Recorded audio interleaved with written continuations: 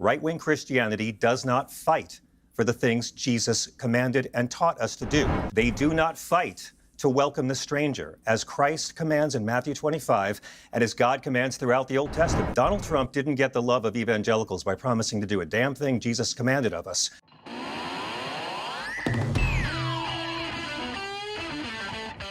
I want to hop into a Piers Morgan panel with the Andrew Wilson Christian nationalist struggle to open a pickle jar guy, talking about how persecuted MAGA Christians are and a little bit about the recent church shooting as well. So if you can, take a moment, leave us a like on the video. It helps us out a ton, gives us a boost in the algorithm, and let's get right to the chaos. I keep hoping that one of these preventable attacks will inspire our Christian friends on the right to want to make it a little bit harder for unstable white men to easily get weapons that are designed to kill lots of people really fast. I really hoped after the awful murder of Mr. Kirk that some of our friends on the right would agree that maybe it's far too easy for unstable 20-something males to get their hands on hardware and pop off and murder people at a political rally. He was using an antique rifle, dude. He was using, hang on, he was using an antique rifle. I know. An antique bolt. It was what unsecured. Legislation? I didn't interrupt you once, my friend. I didn't interrupt you one time. What legislation do you think would have even been passed that would have prevented if his grandfather had been obliged to keep, if his grandfather had been legally obliged to keep his gun secured at home, that shooting wouldn't have happened, and the Sandy Hook shooting would not have happened. And I mean, he's spot on here. Now, in terms of can we 100% prevent every shooting? No, obviously not. But what he means is shootings like this could be made much less likely to happen with the correct policy, and we are simply just not doing that. Secure lockboxes for firearms is a good one, though there is some questions about how to enforce something like that. I think first and foremost is just red flag laws. That absolutely could have prevented Sandy Hook, and it could help many shootings like this as well. If someone in the community notices someone with a firearm poses a danger to themselves or others in the community, the police absolutely should be able to remove that firearm from the home. No hesitation, no questions asked, and mandatory evaluations and such should be forced to be had prior to even having a conversation about getting them back. Stop choosing guns over our children. Right-wing Christianity in America has been suckered for a very long time into aligning with power and authority instead of challenging it as Christ did.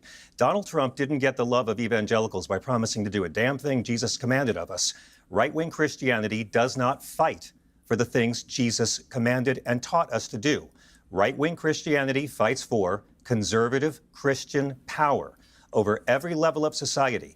They do not fight to welcome the stranger, as Christ commands in Matthew 25 and as God commands throughout the Old Testament. They do not fight for individuals and nations to care for the sick and the poor, as commanded by Christ in the judgment of nations. They fight for right-wing conservative Christian power, and America is suffering from a gun plague where children are now killed by guns more than disease, more than they are killed by car accidents. And I keep praying this is exactly the sort of situation where a religion based on love and empathy will come to our rescue. To me, the problem is in America, many use religion as a crutch to justify their preconceived bigoted beliefs. You can hide your bigoted beliefs in the scripture, something like, oh, you know, I believe women should submit, or gay people can't get married, not because, you know, I'm hateful, but because scripture from God commands it, or a divine order told me to. It's not that I'm a bad person, you know, it's God's will that they're corrupting. So when it comes to the values that Jesus is supposed to stand for, those other ones, you know, love thy neighbor, welcome strangers, they quickly get left behind because they don't serve the same purpose. Same with everything that Christians don't see valuable in terms of the different random laws in the Bible that often get ignored by Christians and broken regularly because they're more mundane in nature, or why they can vote in large swaths for a man who violated multiple of the 10 commandments, but let a gay person fall in love, and now we have to follow the Bible to a T. Is Jesus Christ God? I believe so, but I don't believe in imposing my opinions on others. Okay, got you. So Jesus Christ is God. So all the religions are false? No, I don't believe that at all. I believe in my house there are many mansions, and I believe God has many ways of the truth. Yeah, I don't think I'm better than anyone because Christ's movement is about humility. Christ's movement is not about public domination and power. I just want to make sure I got this right. Are all other religions false? I don't believe that at all, no. And I don't believe right-wing Christianity is true either. Is Islam right-wing Christianity does not... Answer my question, dude. MAGA is Islam does true? not fight for the teachings of Christ. Is Islam true? Is Islam true?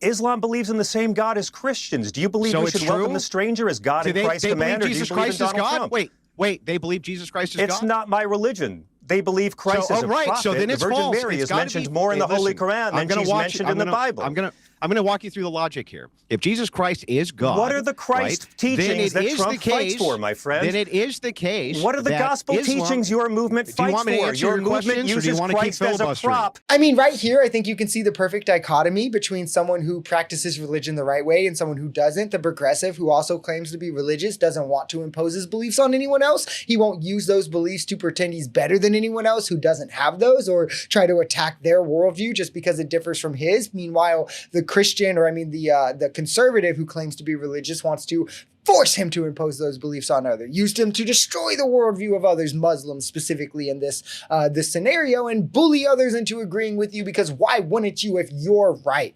There's multiple paths to the truth, like this man said, right? Just because you understand 5 + 5 = 10 doesn't mean that someone saying 6 + 4 = 10 is now wrong. And the important part is getting to that, right? Not the path you take, but I can assure you those following in the religious footsteps that justified slavery and now enables the likes of Andrew Wilson here, I mean, you're not heading in the right direction, my friend.